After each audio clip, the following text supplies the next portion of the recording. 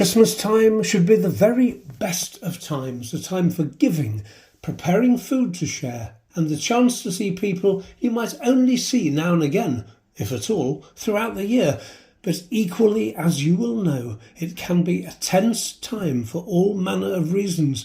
The availability of money to do justice to everyone's expectations, and too much fun and family packed into too small a space and too short a time, being just a couple but classic reasons for a spike of temper from which even the calmest and most organised of people can suffer.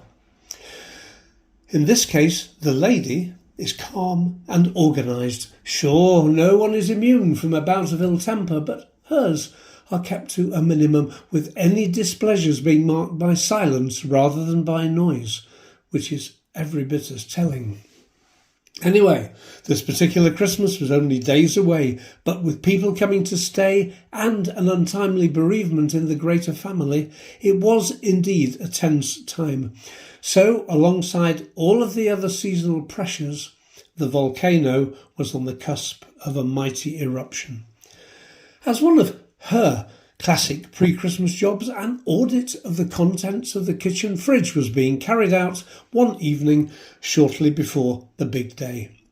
It was his job to answer the questions about quantities and availability of items in the great white box.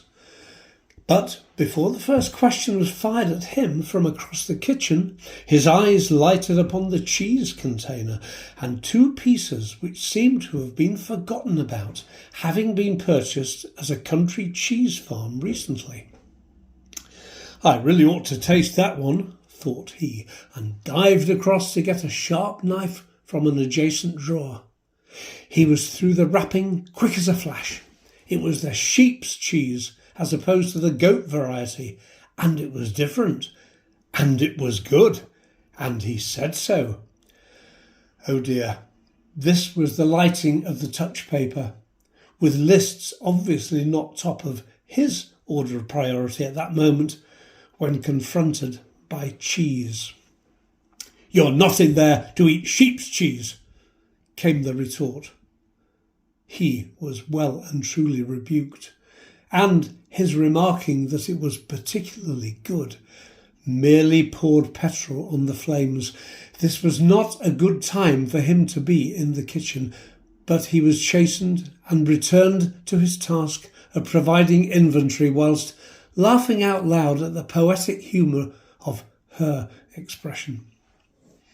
But as a lesson of our time, indeed any time, one has to be ever vigilant as to the mood of those around, especially when the loads are already intolerably high.